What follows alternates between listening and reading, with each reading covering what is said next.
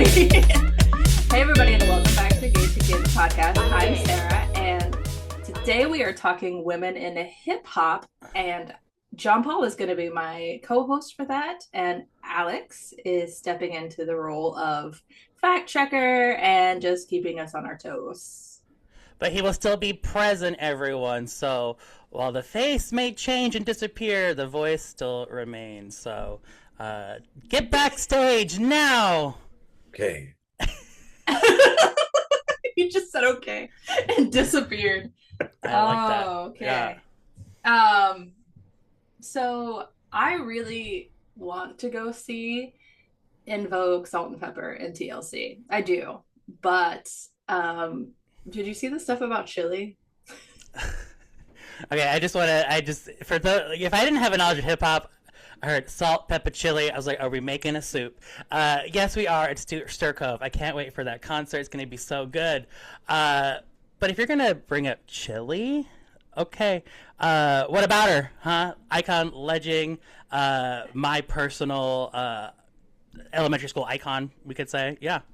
What'd she do? Really? Well, I mean, so to be fair, the first thing that I saw was her apology about this event, and I was like, what was that? So I saw an Instagram post where she was apologizing for something, and she's like, I didn't know what I was doing. Thought I was giving money to veterans. I apologized for this. I would never stand for policies that hurt anybody. And I was like, what happened? So then I had to do the research, and it turns out that she has donated like $900 to MAGA adjacent campaigns. Which for somebody like Chili, $900 is probably easy to lose, but like the whole idea of just misplacing $900 is bizarre to me. I mean, well, okay, as Chili's personal lawyer in the situation, she sent me to kind of clear the air.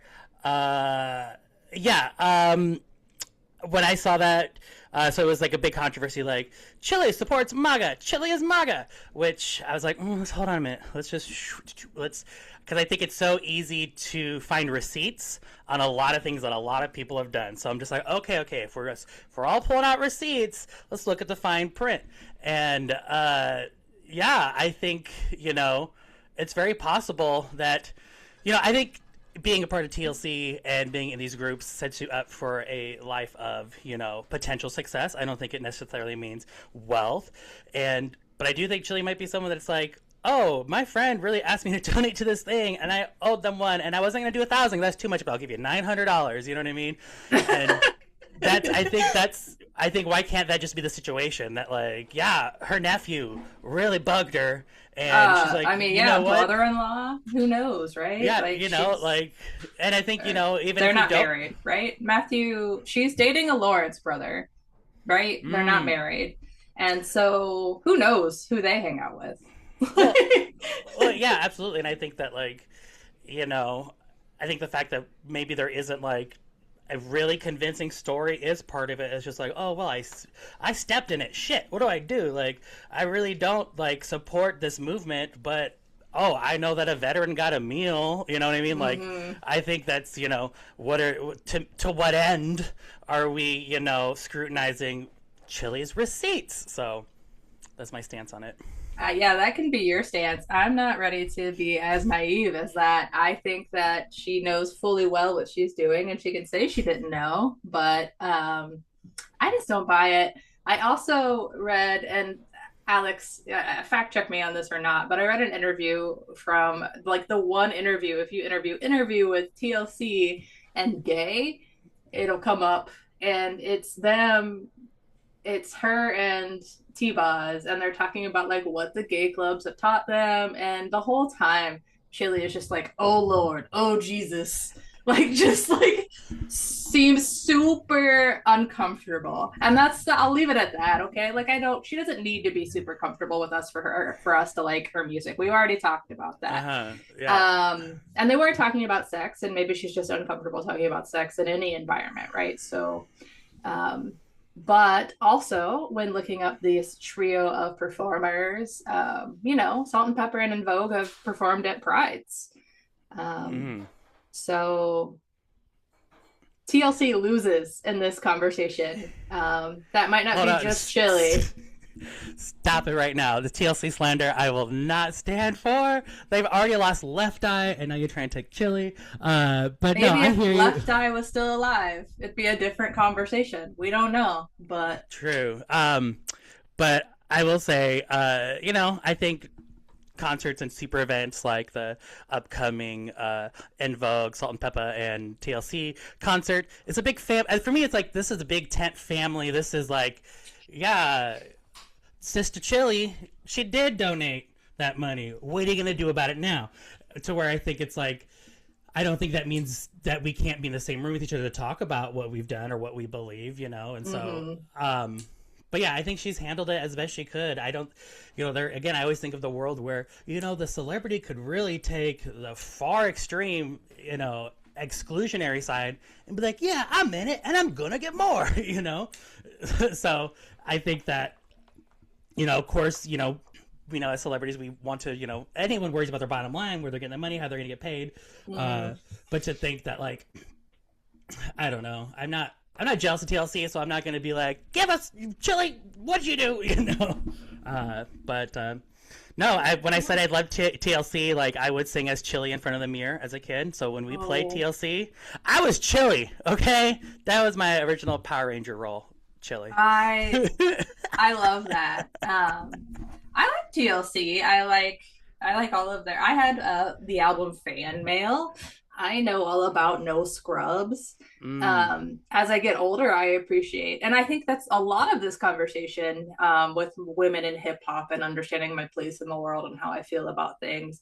A lot of the people we're going to talk about, I was too young to understand what they were talking about. Like Salt-N-Pepa song, "It's None of Your Business." I was just like, whoa, they're talking about sex and how it's nobody's business, and I'm 6. Like, yeah, it is none of my business. Absolutely, yeah. And so, yeah, I think, and if we look at their aesthetic, they were, and the reason that I started with this group is not just because these 3 groups, it's not just because they're on tour, which I think is very cool and very nostalgic. I think there is something about the like R&B hip hop girl groups being like a segue to white kids in the suburbs. Like, I don't remember like my sisters listening to a lot of Brat as white kids in middle Florida, like and so like I do though have an anecdote about seeing Queen Latifah at Lilith Fair. Okay, I'll get there in a second. But because I do want to talk a little bit about just kind of like the clothing aesthetic and the look of them, because they look very what we think of 90s now. And like you can see the way that they look like echoed through the rest of like pop years later, right? And this is the same thing with like guys in hip hop. Like you can see like Britney Spears's pink sports bra and like athletic shorts look in Baby One More Time. Like that's like a mirror of TLC's Waterfalls look, right? Like it's interesting and groundbreaking. And I think, we weren't really as aware at that time of like how much we were taking from Black culture. I think more now that's a conversation that we're having. Like, nobody was like, oh, NSYNC and Britney Spears are stealing. Now we look back and we say that, but at the time it was like, wow, they really appreciate hip hop culture. They're in it. They know the artist. Yeah, and no. Now, like Billie Eilish, for example, we're like, what? She's stealing from. Yeah. Well, when I think of that era, I think in fashion, because I think, as someone born in '87, I do have an older sister who's 10 years older than me, so I was very exposed to just like popular culture, urban culture, hip culture, just from like a very young age. So growing up with Salt-N-Pepa. So for me, it was just, I always, Kenny's even looking back on it, because I can't be like, oh, they were dressing queer. They weren't. They were actually dressing not for men necessarily, not for the male gaze. Yes. So it was like, okay, well, I am not showing my body. I am actually wearing a big jacket. Maybe it belongs to my boyfriend.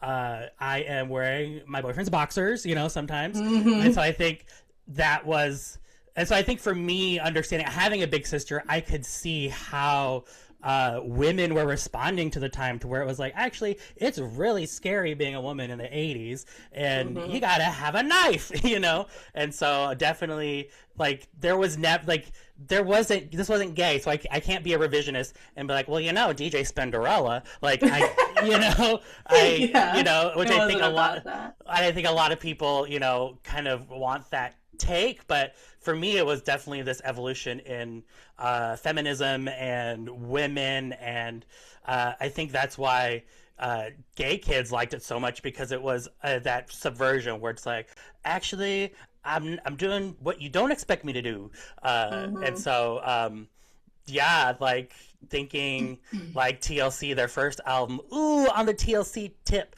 was their first album. Again, Mm-hmm. we had that growing up, so I knew that front to back, and they were just cool. So for me, it was like not even like I'm dressing like a girl. It's like I'm looking cool, you know, like. And so it was definitely like, yeah, that's why, you know, me and my little sister and our neighborhood friend would dress up in my sister's clothes and sing TLC in the mirror because that's what you do when you're four, right? Like That's everyone did that, you awesome. know. Yeah. So Um, so yeah, I mean what you said about like subverting the male gaze and kind of flipping the script on what the expectations were of females in music, not just females in hip hop of the time, I think is a huge part of what we're discussing now because this could be a conversation that we're like, Little Kim, man, she was so hot. She was so cool. Little Kim was hot and cool. We're not necessarily talking about that because for me, Little Kim doesn't open any doorways to my exploration of myself, to how I see myself. The opposite end of that, and not that we want to be like, there's Butch and there's Femme, but there kind of is. The opposite end of that is, the Brat and Missy jumping ahead 10 years. No, we're still in the early 90s. The opposite end of that is Brat and the Queen Latifah. And this is a kind of a different case than what we were talking about, right? Because they are still subverting the male gaze. They're still talking about how, um, their bodies aren't for men and they don't like to be objectified in their lyrics, but they are actually gay. And maybe mm. they didn't know it then. We don't know when they realized it. I think Queen Latifah knew it.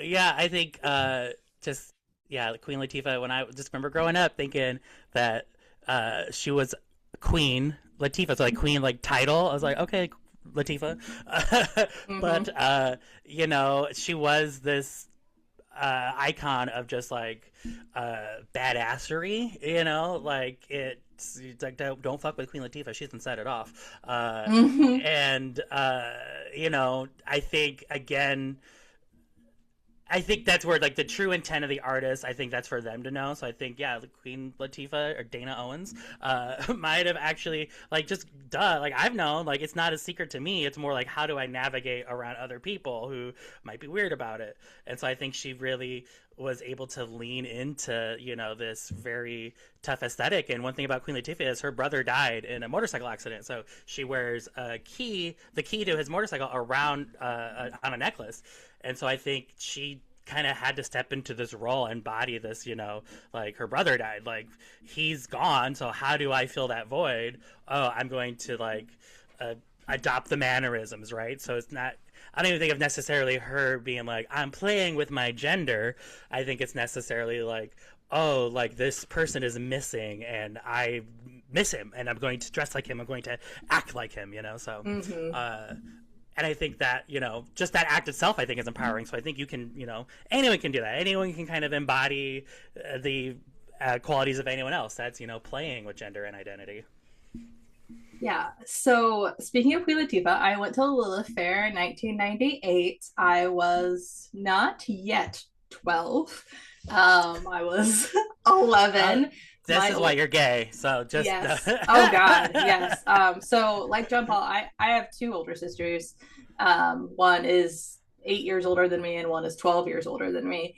And so I was with the sister that is 12 years older than me. And It was, yes, it was the gayest experience of my life until that point. Of course, it was. It was a little affair. There was people all over the place that were pretty obviously queer. But the Queen Latifah bit was like a different vibe, right? Because Lilith Fair, you think Lilith Fair, you're like, oh, Sarah McLachlan, are girls with guitars and pianos and they're singing folk songs or like folky rock songs. Queen Mm. Latifah, like the whole energy like shifted and people were smoking pot. I was like, what the hell's going on? And like just the unity starts and somebody's like, who you calling a bitch? Yeah. And like they didn't even do it in time with where it goes in the song too. Like that's my like it was like this random You're just girl so shouted, who you excited. calling a Yeah. bitch? And then like 30 seconds later Queen Latifah's like, who you calling a bitch? um Because someone had to be the first to say it. No, I totally yes. get it. Well, because like, what I like about that song is it's, unity. Who you called a bitch? Or it's like, Yeah. no, like, it's like the song itself isn't uniting, but that's the point of it's like, oh, we are striving towards unity, but this is Yeah. the reality. Who you calling a bitch? Like, Yes. brilliant. Queen Latifah definitely, like, uh, was just a dominant force at that time. I think of like Living Single. That was big in my house. Like that's Mm-hmm. where like so for me it was, but yeah, it was never gay. Like it was just never. It was just like I have this whole like pre-culture. But like, kind of is based on my older sister, who like is 100% not like she has 5 kids, she adopted 4 more, like and so I've kind of like grew up like around like in like heterosexuality but feminine like woman like Mm-hmm. so uh yeah, no, like kind of then seeing these artists come out later in life is really just fascinating because it's just like, oh well, Mm-hmm. what were you thinking the whole time? Yeah. So yeah, a huge time jump between and for Queen Latifah, a whole career. Like people started asking her about her sexuality. I mean, she played Cleo, you mentioned it, and set it off, and pretty much after that, people were like, "You gay?" And she would always be like, "Don't ask me," or like, "You can ask me about gay people. I love gay people, but don't ask me about my personal life." And I think that was how Queen Latifah lived. I think it was a very long time, and honestly, I think when Brat came out, Queen Latifah was like, "What? We're doing well this now?" well, just a little more insight into just the Queen Latifah situation is she had a very famous feud with Foxy Brown at this time, and so Foxy Brown released. So it was a back and forth that started with Queen Mm-hmm. Latifah. Queen Latifah kind of took a shot at her on "Set It Off" soundtrack. And I think Foxy Brown was like, "I am not the one to be played with," and her songs were just like then like kind of homophobic. Like, yeah, I see you checking me out. You're looking at like I know what they say Mm-hmm. about you. All these girls like so and then I wish I had those lyrics pulled up, but yeah, so kind of just like this back and forth, where Foxy Brown, I think, was like, I think even at the time, Hey, people were kind of like, can we uh, pause and ask our producer to pull up the lyrics to what? Do you know what song it is by Foxy Brown? there's 10% diss. Alex, are you there? Did he run away? Yes. Okay. I was like already doing it for you guys. I was like, oh, I wish you would tell me. It was like Foxy Brown lyrics, homophobia. So I had to just go back a little bit. You can, yeah, come up and read them to us. Oh my God. So Read them like they're poetry. 10% diss lyrics, full version, because they're being really rude.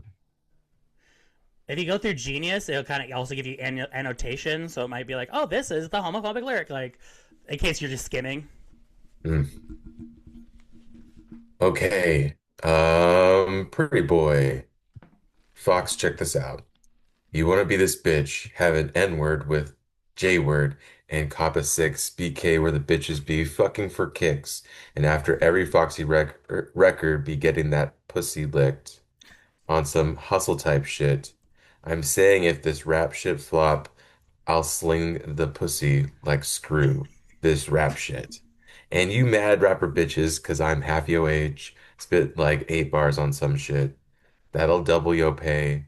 You confused ass chick. Now is you straight or you gay? Now that's your business. You. Like pussy ain't no more to say. That's some bullshit, 'cause nah, gonna get most sick.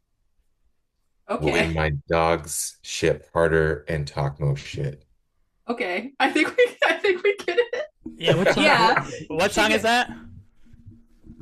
10% diss. Okay, correct. Yeah. No, yeah. That and so then I think Queen Latifah responded with another one, and I so think Queen yeah. Latifah, yeah, and this goes back and forth, but then like Foxy Brown just like doubles down again, where like, but I think at the time, I think people.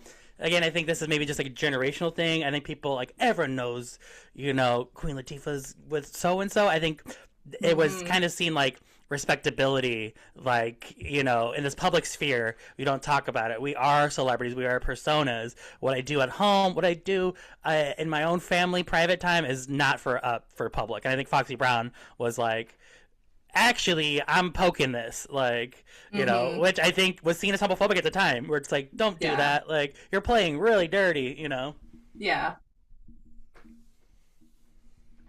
Okay. So that what year was that, Alex? Do you know what year that song came out? I'm just trying to track a timeline in hip hop.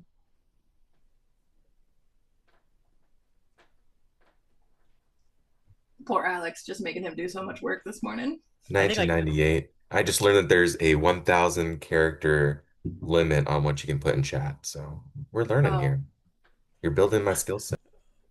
nice. So yeah, that came out in 1998. So at that time, there is already yeah, homosexuality is a thing that's happening, and masculinity in hip hop is a thing that is spreading because by 1998 we have Pink, right?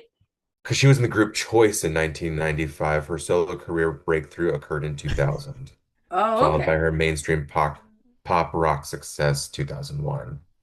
Okay, so we don't get There You Go until 2000. That makes sense because it's like very TRL to me. Um, so we do have Aaliyah at that time, but not quite Pink yet.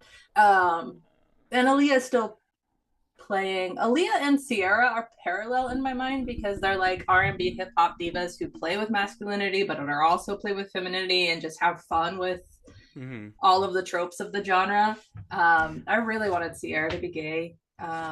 I really wanted her and Missy Elliott to be lovers. That was like a if I wasn't writing fan fiction like on paper, but it was in my head hard, and I tried to convince a lot of people to see it the way I saw it, and I think maybe a couple dozen people.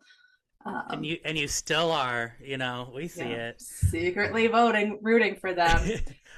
Okay, well I Well, said it, Missy E, right? yeah, We're I was like, let's go to you're Missy circling this. E.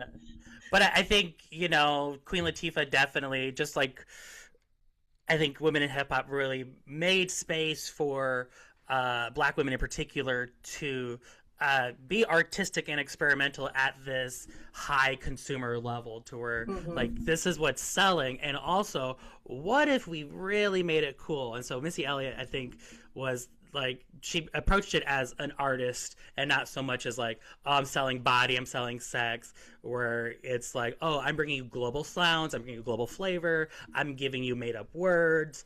I Mm-hmm. got I got a little girl dancing, and so like I Speaking think, of queer, yeah, it's about opportunities, okay? But you know, trying to think, my one of my first dose of Missy Elliott. I remember the first time I saw Super Dupa Fly music video. I was at a friend's house and we were watching whatever, and it was like something cheesy had just played like right before, like I think it was like Gloria Estefan's Get on Your Feet or something. And I Mm-hmm. was like, man, music sucks. And then Super Duper Fly intro started, and I was like, what is this? Is she Oh in a trash man, bag? I am so enraptured. Like, that just is yeah. instant buy into. Well, yo, no, absolutely. I think that was definitely a moment where, like, everything she's done has looked like it's like already like it's from the future, like I'm like you're Mm-hmm. showing me something that like hasn't been invented yet, but you've invented it. How do you have this already? And I think when that video came out, it was kind of just like, okay, legend. Like we're like, Mm-hmm. okay, you're gonna be one of the greatest artists ever. Like we just kind of accepted that, and then like to think that is like your debut album. This is like your debut, you know. And I think even what I liked about Missy Elliott is that played with her actual shape, and I think all these artists, you know, they start to deconstruct what it means to be an artist, and it's like, well, I am for you to decide. And I think Missy Elliott was like, yeah, I'm a trash bag, like okay, like so she just gave like kind of just gave Mm-hmm. us permission to be like, I am of no shape, I am of no form, I will defy your expectations, plan accordingly. And so we Mm-hmm. did. Yeah, I mean, yeah, just huge. And um, I don't know about you, John Paul, or maybe I do know, but in my high school career, I very much was like, ew, yucky hip hop and pop, go over there. So I got to kind of like rediscover Missy Elliott in college when I was partying. Because when I wasn't aware that those songs were happening because I knew they existed, but I, yeah, the amount that they made it into my rotation was very different post 2005 for No, I sure. would. Yeah, I would definitely say kind of just like my musical evolution. I think Missy kind of uh, was like the last. So I have like my big sister era where it's like, oh, I'm getting everything from her. Like it's being passed down, and I think that was Missy Elliott made that transition, and then I think that's when we get into like Aaliyah, and then like just like contemporary, R&B, hip hop because there's overlaps, right? When I think of, Mm-hmm. I think that's what kind of like the pop music of it all is when you bring this together and but I remember around high school, it was kind of like when I decided when I decided to be gay, or when it came out, it was definitely like I had to kind of adjust what that meant for me, and so that was even like, yeah, I grew up with Missy Elliott and Madonna, but then when I turned gay, I was like, no, I'm rejecting those because that's pop, that's mainstream.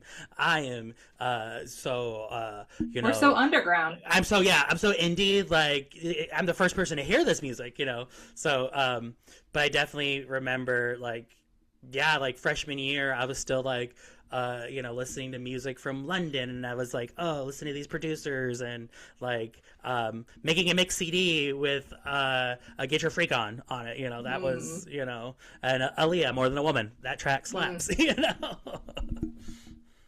That's awesome for sure. Um, Back to the Afrofuturism, like Missy Elliott's music video caliber is just insane. It's actually kind of funny to go back and watch some of them now because they look kind of hokey because graphics have changed so much. And she was really trying to do the most cutting edge thing at the time. So if you go back, you're like, whoa, this is super dated. But yeah, she was always pushing the envelope as an artist and what she could get away with. And she was always discovering people or promoting people.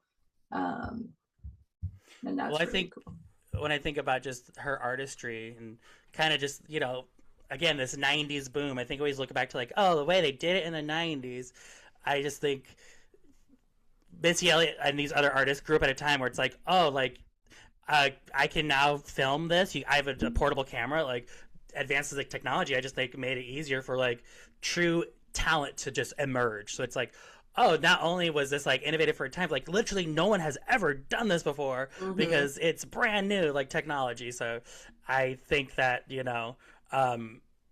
I think whatever circumstances like you put an artist in, I think they're going to create, you know, things of caliber. So I think, yeah, I think Missy Elliott didn't get lucky. I think that is just pure talent, like superstar. Yeah. Um, and yeah, I'm not too well versed on like because that's uh, all of it. But I just when like Aaliyah came in, uh, I just because even just thinking about it, I just think about like when Aaliyah died. That was like Mm-hmm. I hate saying it was like my 9/11, but I was so devastated because it happened like days after. It was like they were too close. I just remember being Mm-hmm. like, I was like, "Can Aaliyah have some airtime, please?" You Right. know? And they're both plane related disasters. Yeah, no, Like, it's just like ah. as a kid, I was like, "Okay, I will never go on a plane. I promise." Uh, but just again, thinking about just her artistic impact and just, I think that's what we like most about our music is knowing that they're all friends, and that they Mm-hmm. do like each other and support each other and that, we do grieve together, So Mm-hmm. when Missy shows up wearing an Aaliyah shirt Mm-hmm. anywhere, that's my favorite Missy Elliott right there. Yeah. The number of kids that I see wearing Aaliyah shirts, and I want to be like, like I want to be that old person. You don't know. You don't know what you're talking about, 16-year-old. You didn't live it. I'm so Yeah. old. I'm sorry for yelling. Queen of the Damned. Yeah. That's our baby girl. But yeah, I don't want to overlook the white women hip hop aesthetic that Pink and I think Robin in the Show Me Love video um also bring. It was weird to me. It was confusing and hot. It was hot. Let's be I Well, mean let's yeah. Should we talk about Pink or Robin first? Because let's go. Well, I think the Robin is a weird journey because it's just like it happened and then she disappeared for a while. So maybe we could just tackle. to you, she disappeared. What are you saying? You followed her career? Because I know body talk, right? I know you're right. She disappeared I mean, just for me. I just know she existed. I will be frank. Yeah, I wasn't listening to following her. anything between Yeah, Show Me Love and Body Talk.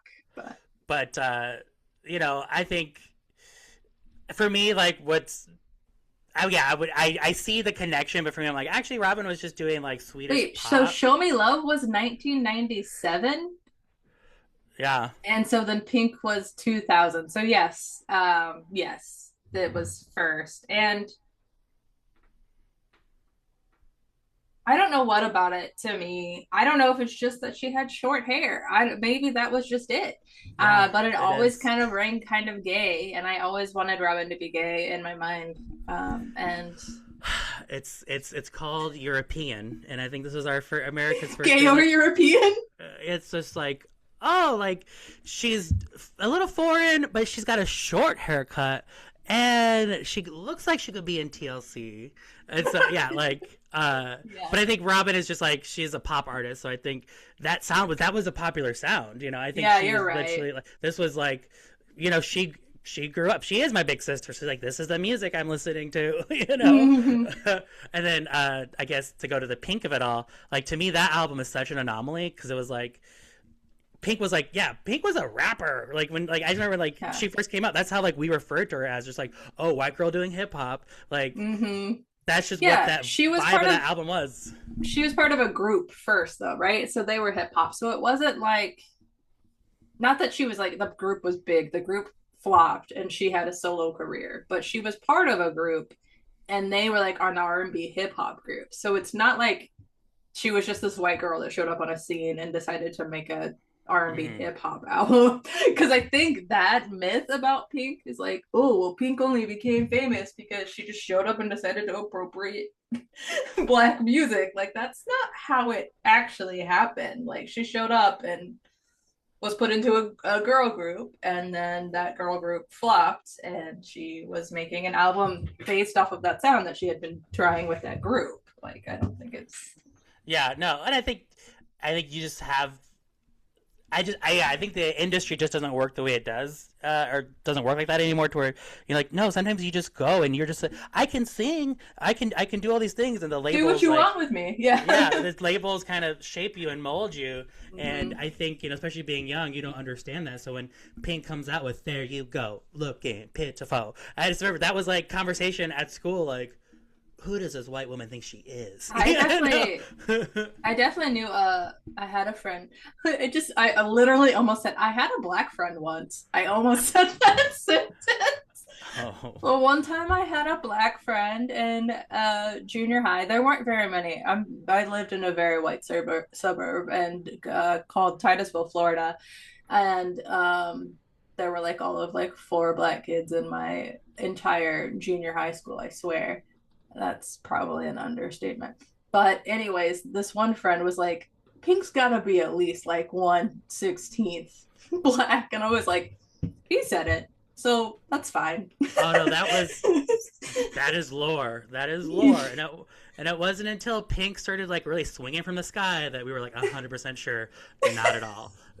So that was a journey. uh, Pink has Uh, had, yeah, we won't dive too deep in Pink because that has to be yeah, because then she its did own thing. Okay, Yes. yeah, because then she dropped Misunderstood, and I was like, okay, you're on a different shelf now. Like, Hmm. just even in like my own like music category, like if I'm making playlists, I'm like, oh no, Pink, you Hmm. cannot be on this album anymore.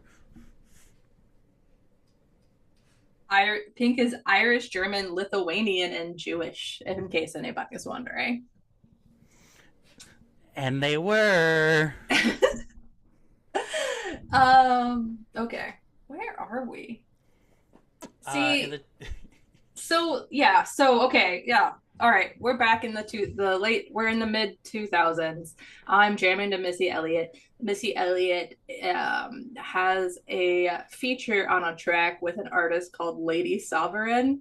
And when I say Lady Sovereign changed my life, I don't mean that, okay? But it is a joke that I make sometimes because I like it like rewired my brain for a little bit and I like started to like listen to like grime rap and mm-hmm. like I really discovered the London hip hop scene for a moment.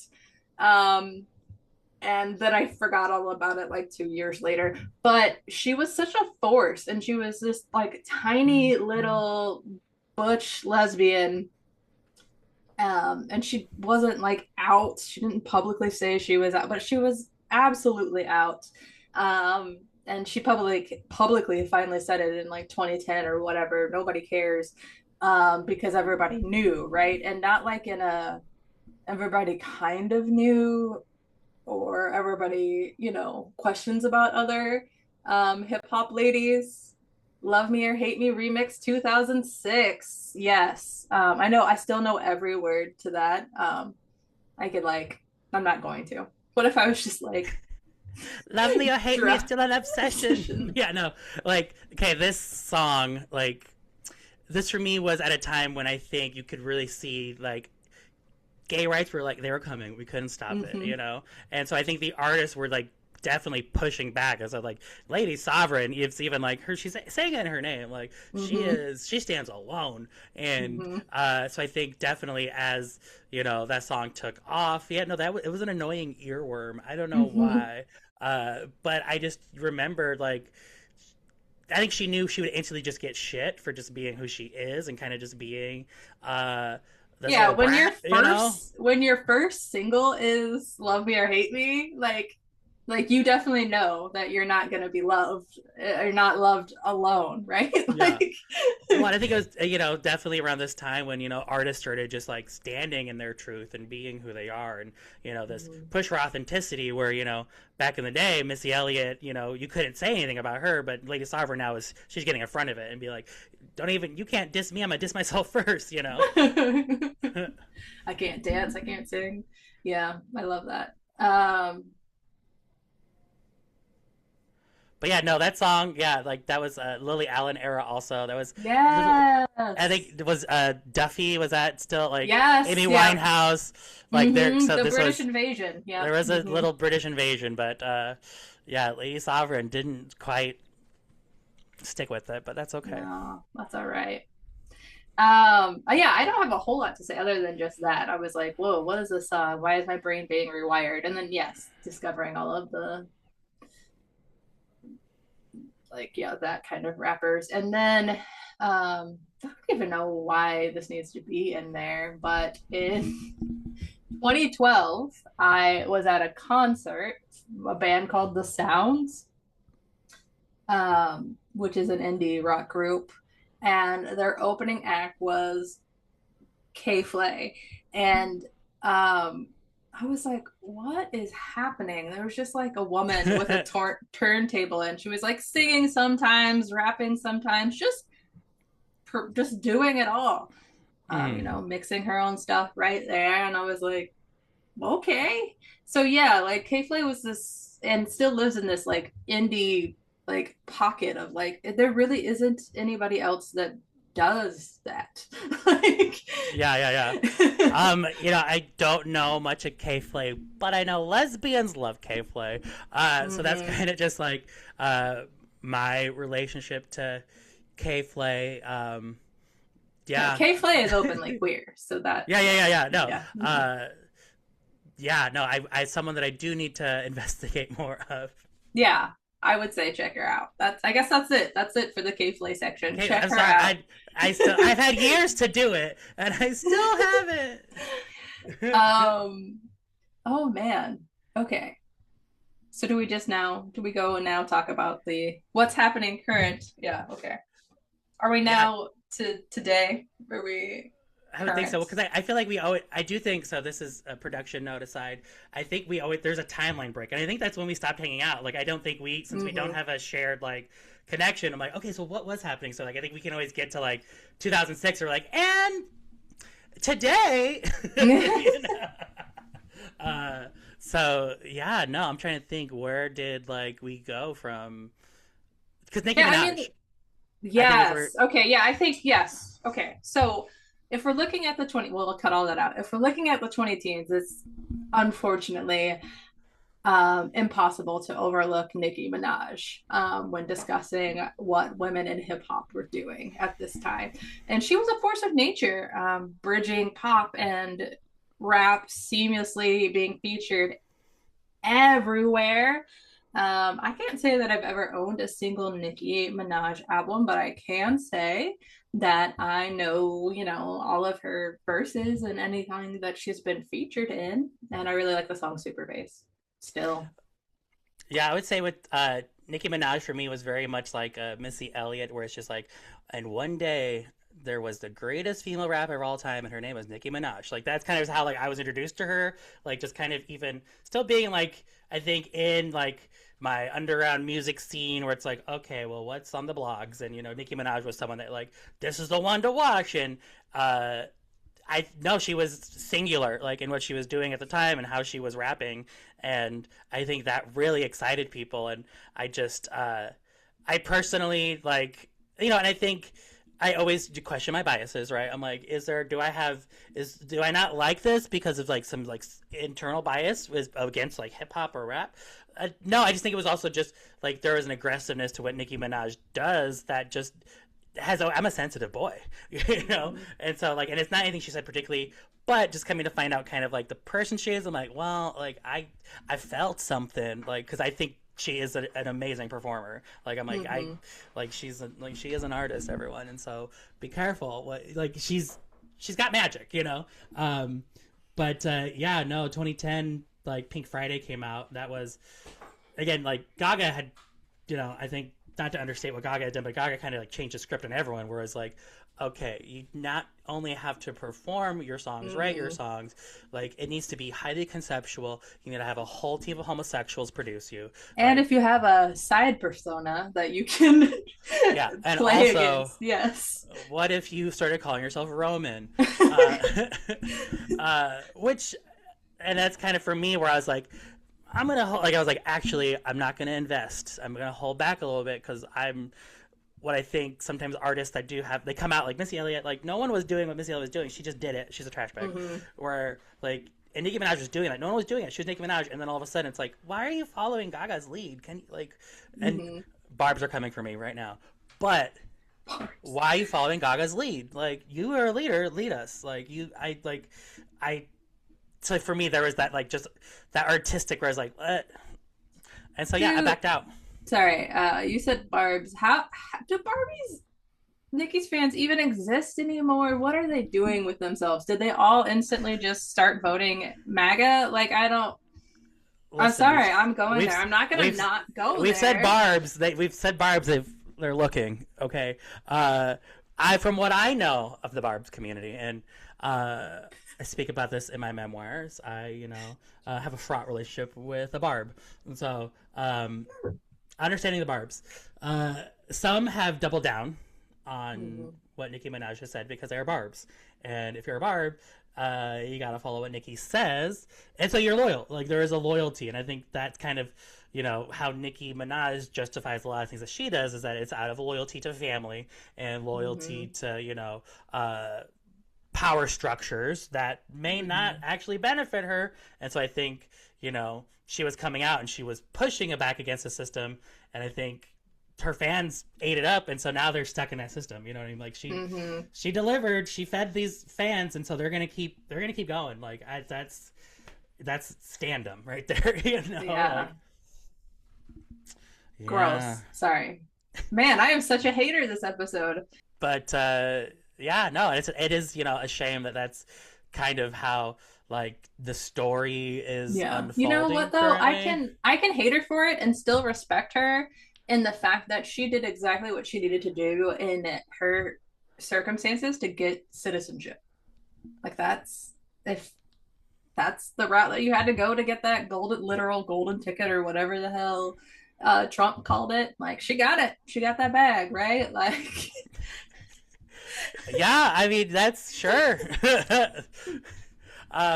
But I think this era really we do get our problematic. I don't want to say icons. I don't say light. I don't know. Like that's Isaiah Banks. stars. They're stars, They're right? They're stars. stars. Yeah. Isaiah Banks is a star. She's a star. Mm-hmm. And I think so. Isaiah Banks drops 212 in 2012. That song for me changed everything. Like I saw what Nicki Minaj was doing, and like I was like, yes, this is the greatest female rapper of all time, sure. And then 212 comes out. I'm like, hold on a minute, we have breaking news. There's another one. This might be the greatest female rapper of all time. And for me, when Azalea Banks came out, it was so like organic and like. Oh, like this is this cool song from New York. You gotta listen to it. And when's she gonna put her album out? And oh my gosh, like who's she working Mm-hmm. with now? And but realizing the trappings of fame that like not everyone is fit for it. Not everyone like is able to process Yeah, you I know don't really know. I don't know, and I wasn't following what her specific downfall was. I know that there was just like in general, she said a lot of out of pocket. Do kids still say that these days? She's she's said a lot of yeah. things that are not, considered appropriate by a lot of people. But was there any like one specific thing that really like nail in the coffin? Like, This was a whole separate episode, but for my take, my big scope, big picture thing of this is like I think she was just hard to work with. ooh, okay. Yeah, she was just hard to work with. So I think at this time she's blowing up and she's doing like she's making all the right moves. Like she covered like an Interpol song. Like she's like giving us like indie. She's giving us hip hop. She like was original Harlem Shake. Like that like was Mm, originally a song for Azalea Banks, but then she pissed off the producers and so they took it from her. And so and it's yeah, she was just hard to work with. Like she had a song with mm. Pharrell and like her yeah, I could go into she's supposed to be with Gaga. She just burned every single bridge that she's ever come across, and now she's bridgeless. Yeah, our producer is reminding us that she was suspended from Twitter in 2016 and continued to have controversial remarks through 2024. Not currently. I'm sure that article is just old. I feel like yeah, and she's an all opportunity offender. That much I do know about Azalea Banks. She will literally say whatever about whatever population she is thinking about. Well, yeah, no, and it's like definitely understanding people's personal like not wanting to associate with artists. For me, I was just like, yeah, I'm not going to be like let's play some Messiah Bags because I was like actually like because she has she doubles down on things on the line. She's like it's past trolling, uh, you know, um, but that first album I have on vinyl, so Mm-hmm. I love it. Yeah. So we get those two. Then we get Cardi in 2016, who I'm still waiting on her sophomore album, right? Like what happened, Cardi? Like what's going it, on, it's Cardi? it's it's out. Am I the It's out. drama? Yeah. It's out.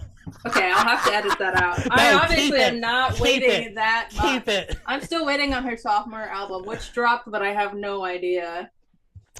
Okay. You're the drama, I okay? am the drama. Because the album is "Am I the Drama?" I love that for Cardi. Isn't that like a meme from a drag queen? Yes, it's Scarlet Envy, And so everyone was like, "Oh my gosh, is Cardi B, stealing from Scarlett? Is she like inspiring Scarlett?" Uh, Turns out, my read on it is Cardi did an interview on Drag Race. She did an interview. She was on Drag Race with her two like makeup artists, creative designers, and they're trans women, and Mm. she's like, my girlies keep me up to date, and so like yeah, of course they're like, and I think that's great. I think Cardi B is she has an empire of a lifestyle brand really, and she knows she's Hmm. working with trans women and she's listening to their advice. And she's like, "Am I the drama? Scarlett said that. I love it." you know. I do what I like the most, and I remember like yeah, back in 2018 when she debuted was just like she's completely unpolished and not in a way that is like offensive, but she's literally just like whatever. Like I just yeah, she Well, yeah, seems it's authentically charming, herself. it's Yeah. endearing, and I think um, especially I think when it comes to hip hop, it's just these natural talented people that do come from urban areas that are able to Hmm. network and connect, and the musical influences that that inspire you. And I think that's why it becomes popular, because it's like, well, in this country, like this is these people, we live all over the country. Like there's urban areas, there's urban culture. It's not just relegated to like certain neighborhoods or certain people. So I think Cardi B kind of speaks to that. Um, Oh, uh, my favorite Cardi. Sorry for putting yeah. on a Cardi. Um, I wrote notes. I can't read it. But my favorite, because people would question Cardi B's bisexuality, so Cardi B has been very kind of like and just the way she even just talks about like women, the female body. You Hmm. could tell it comes from like, I'd say it's very like sapphic in a way, to where it's Hmm. like you're like, oh, like I what ass pussy, you must love that. Like you speak from all pleasure angles. But people were just questioning, calling her for queer baiting, and she had a tweet. She's like, "I've been eating bitches out since before you were born." Like that's I'm like, okay, yeah. Yes. Yes. I do love that Cardi quote. And I don't, well, I love WAP, but as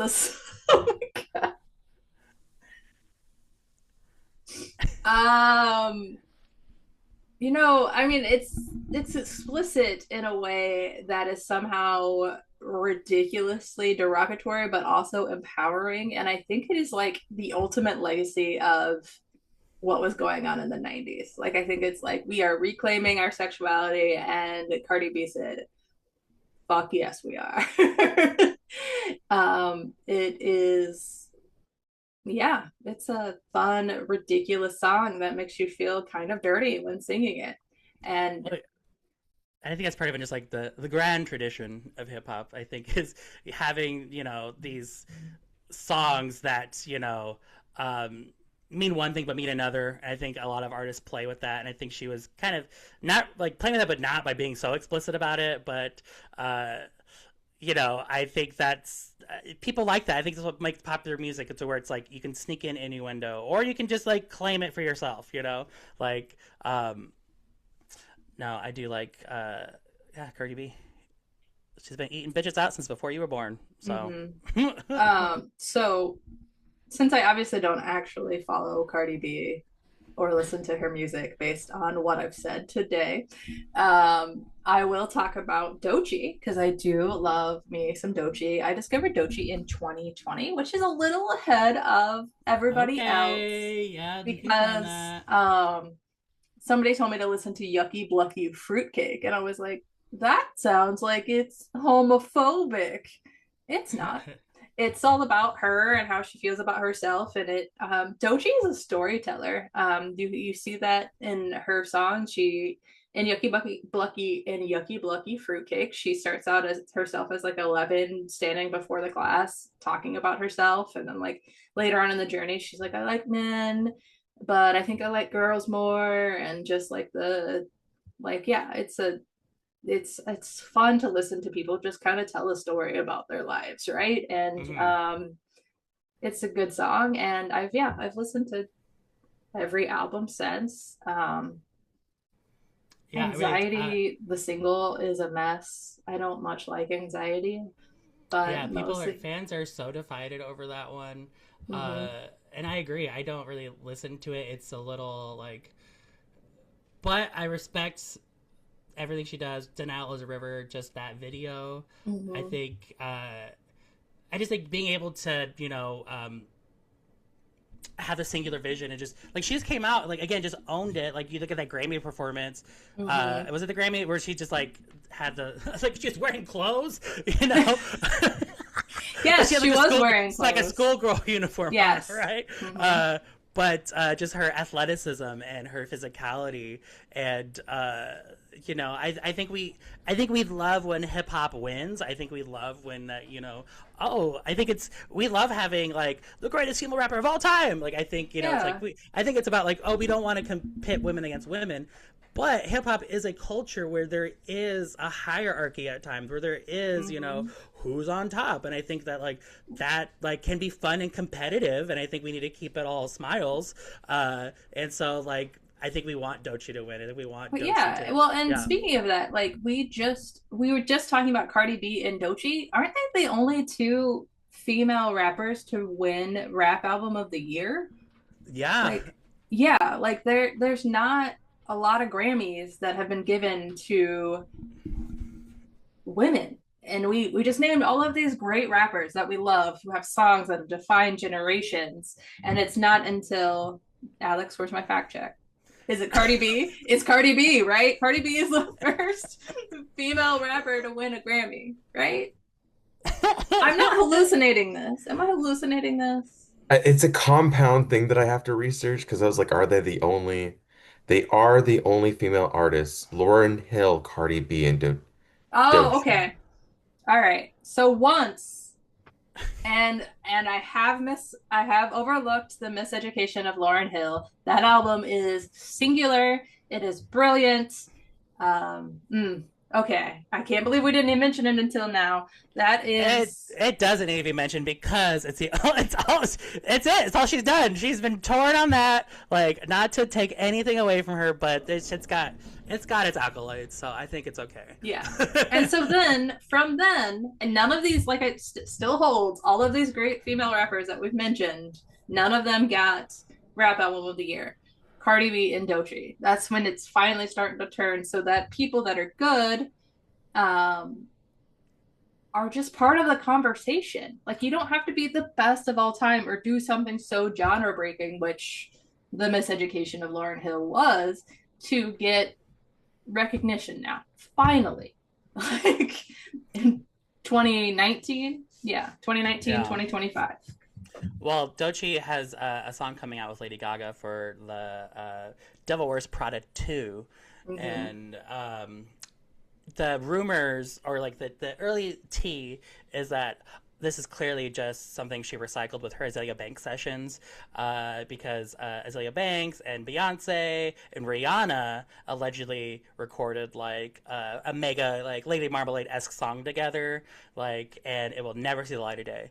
And like, there's even like Instagram like Easter eggs where they all had like the earrings that said Ratchet, like they like Azalea Banks was like in there, like they were like ready to like yeah, like it was like, what is going on? Like Mm, the fans were losing their shit, and I yeah, so love there's conspiracy stuff like that. That's amazing, so yeah, honestly. there's the Ratchet, and then there's also Red Flame is another song that was an Azalea Gaga song, and like ask Gaga about it now, she's like, don't talk about that. No, like she's like, because Man, Azalea what Banks. kind of crazy NDA did they have to sign after all of this fell apart? Like, that's crazy. I think it's just like, don't. We've said her name too many times on this podcast. She's gonna find us. Honestly, We haven't even said anything. Oh, you know what? It's possible, but we haven't said anything that bad. Just that. it's like Bloody Mary. Say it 3 times, okay? And I think I have.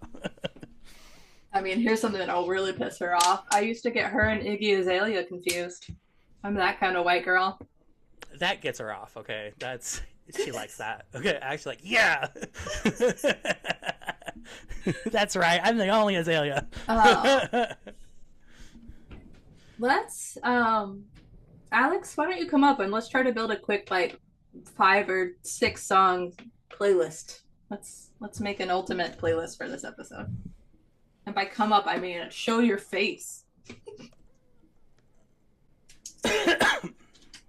Any songs jump out at you, producer, as songs that you're like, oh, I have to go listen to that now?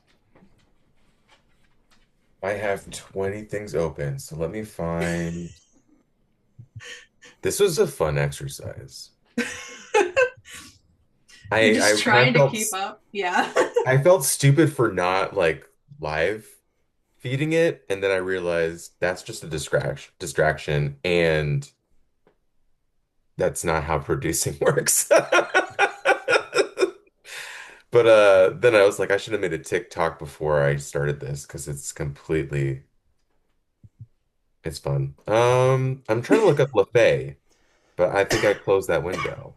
MFay? I never heard of that. K I don't think I've Flay. heard a song from them yet. K Flay. K Flay. Oh, she has several windows down. And she don't make the list. It's okay. Not everyone can make the list. Yeah, And I I know don't. this is about hip hop. I get it. Yeah, she was just an anomaly that I think is an interesting anomaly. If you want to hear more K Flay on the podcast, please comment below because we will touch that topic. Actually, call in. The phone's What? right here. Don't give anybody your personal phone number for the sake of this podcast. Oops. Just kidding. I am not.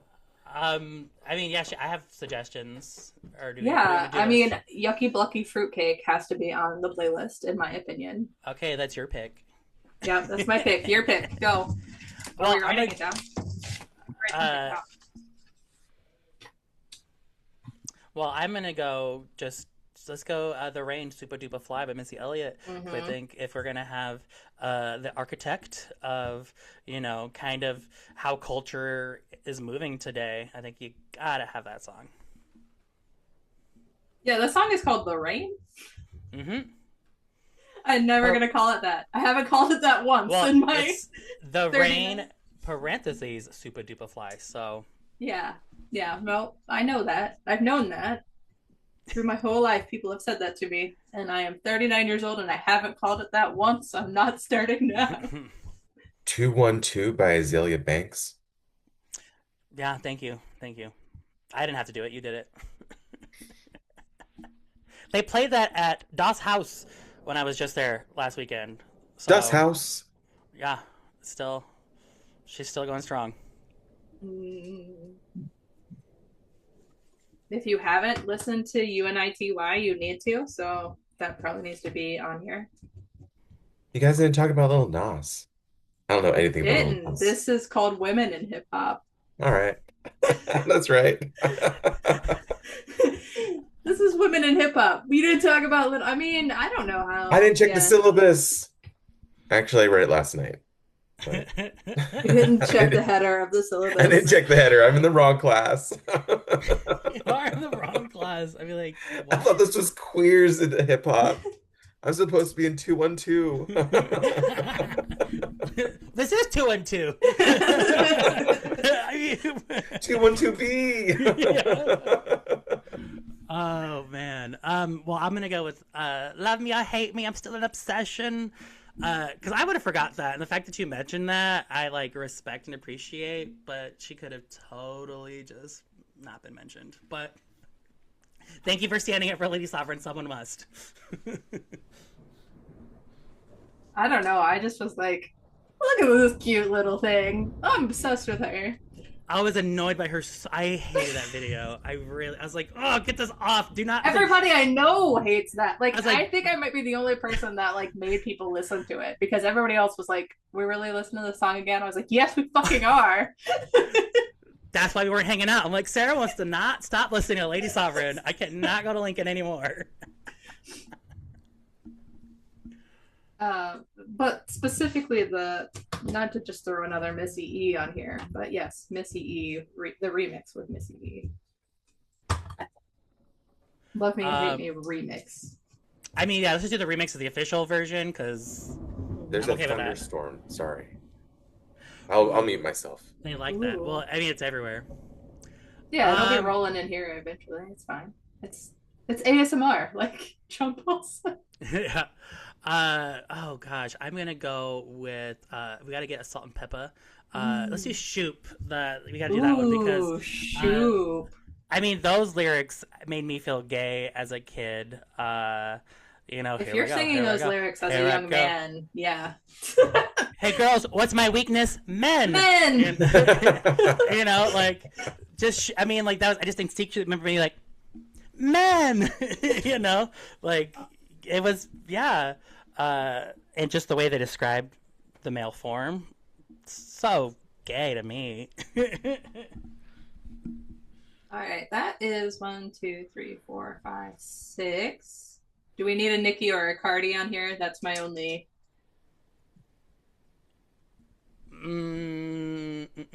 If you had to make a case for any Nicki song, could you? No. Functified by Brat in 1994. Okay.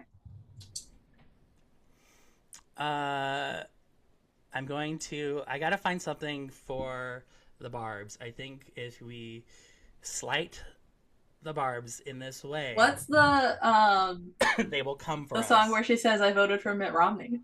I don't know which song is that. I don't know. Okay. I need a Barb to call in right now. Podcasting one Barb. No, we're not actually. We're full. Which song did she rap?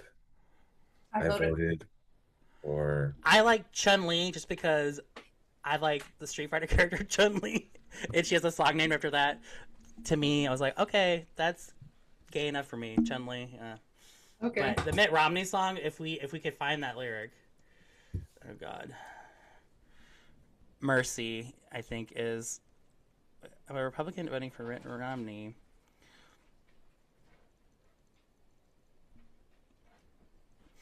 political.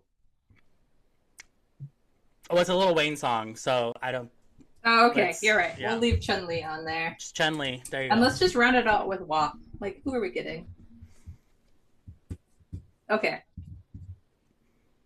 I also like Up when it's up and it's up and it's. That's another Cardi song I like, but WAP is great. Okay. This is fun. I'll make a. How many songs is that?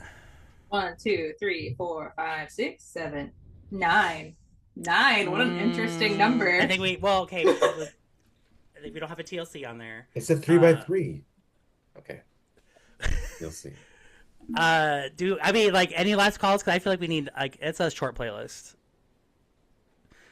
TLC, Ain't You Proud to Beg. I'm gonna put that on there. It's a classic.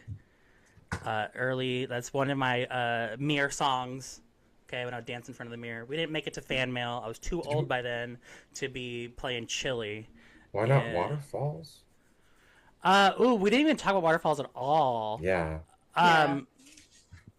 So Which, I mean, didn't affect us as children because we were children necessarily. But it was a legacy of awareness of HIV that we lived with. I think for me, Waterfalls is a little too back to school special only. But I'm okay with it. Like we can include that. Like I do think it deserves to be there. But that was just my as a kid being like, but wait, like. Is this TLC telling me that I'm gay and that I'm chasing waterfalls and this is gonna happen to me? Like, so it was very complicated. I'm gonna. If I was your girlfriend, at the Prince cover instead. I'm going to add "Free Your Mind" from En Vogue. That is one of the greatest, actually, the greatest song ever. Like when they I remember being in I remember as a kid pulling up to the Burger King drive-thru, blasting that song, and just thinking yeah, I am the king. Okay, I'm here to get my crown, Burger King. That song. I'm the king of Burger King. Just pulling up, I think my sister just learned to drive, and so I'm just free your mind. No. I gotta go to the show. You said they're at Stir Cove? Is that what you said? Yeah, it's gonna be at Stir. Ooh. In your hometown. Well, not hometown, Yeah. but... Yeah. Well, I guess technically in where I currently live. Yes, where my home is. But the fans zero in. The Barbz are triangulating where you are right now. Where's Stir Cove? They can have me. No! Stop it! No! You're agitating the Barbz for no reason. Right. I don't want to fight them. They're more equipped than I am. They will get the beehive on the line quick. Okay, so just let's be Cautious. I yes. literally just tried to buy tickets. I didn't even find it. It's okay. Um, okay. Okay, Yucky Bucky Fruitcake. The Rain.